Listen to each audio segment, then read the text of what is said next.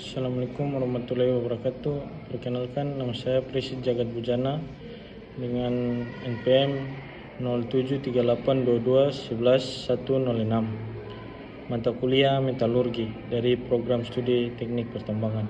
Di sini saya akan mempresentasikan PowerPoint yang telah saya buat terkait proses ekstraksi logam nikel. Mungkin langsung saja. Ganesha nikel. Nikel terbentuk dari proses pelapukan batuan ultrabasa, periodit serpentinit, yang dimana batuan ultrabasa yang kaya akan mineral magnesium dan besi seperti periodit dan serpentinit. Ketika batuan ini mengalami pelapukan kimiawi akibat air, udara, dan suhu, unsur-unsur tertentu larut dan terbawa air. Nikel yang awalnya berada di dalam mineral batuan tersebut kemudian terkonsentrasi di permukaan tanah atau lapisan kulit bumi. Dan jenis biji utama biji laterit dan biji sulfida, yaitu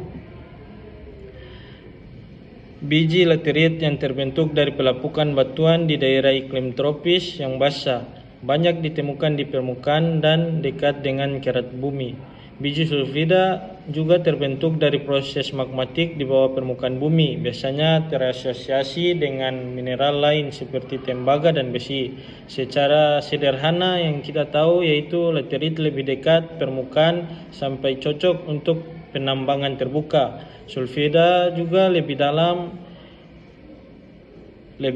untuk penambangan bawah tanah atau melalui proses geologi magma. Poin ketiga yaitu proses laterisasi atau pelapukan intensif di iklim tropis yang menghasilkan lapisan limonit dan saprolit. Laterilisasi adalah proses yang terjadi di daerah tropis dengan curah hujan tinggi, suhu hangat, pelapukan sangat intensif yang hasilnya terbentuk dua lapisan utama yaitu limonit dan saprolit.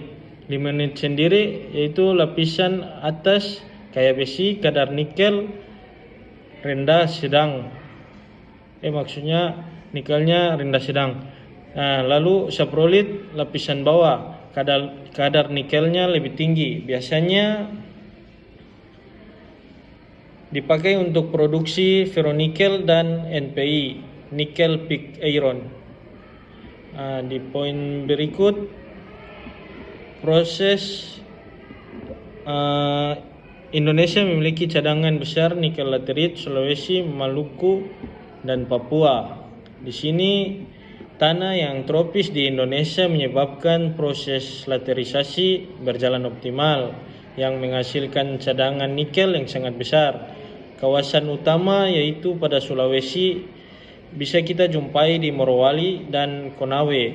Sedangkan di Maluku Utara dan Papua maksudnya di Maluku Utara, Pulau Obi dan juga Halmahera yang kita tahu biasanya sering kita jumpai nikel laterit. Dan di Papua sendiri yaitu beberapa wilayah pegunungan. Indonesia adalah salah satu produsen nikel laterit terbesar di dunia. Sangat penting untuk industri baja dan baterai kendaraan atau baterai kendaraan listrik.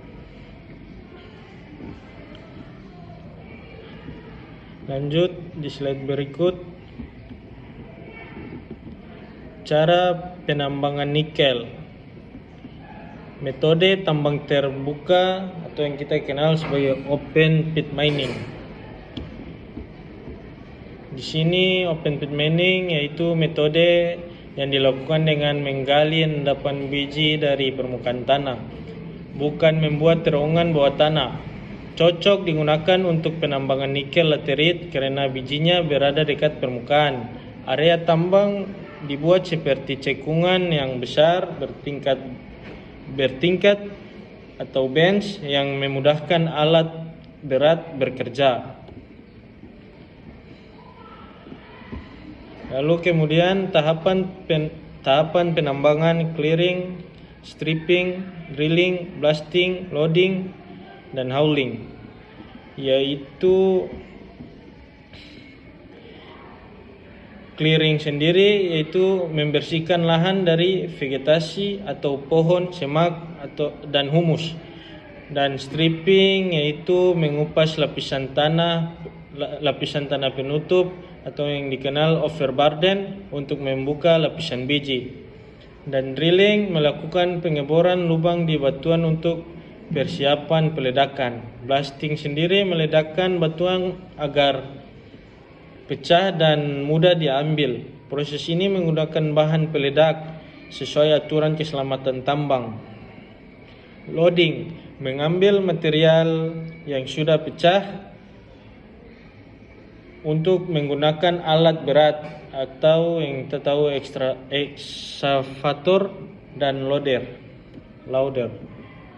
Hauling yaitu mengangkut biji menggunakan dump truck menuju tempat pengolahan atau stockpile.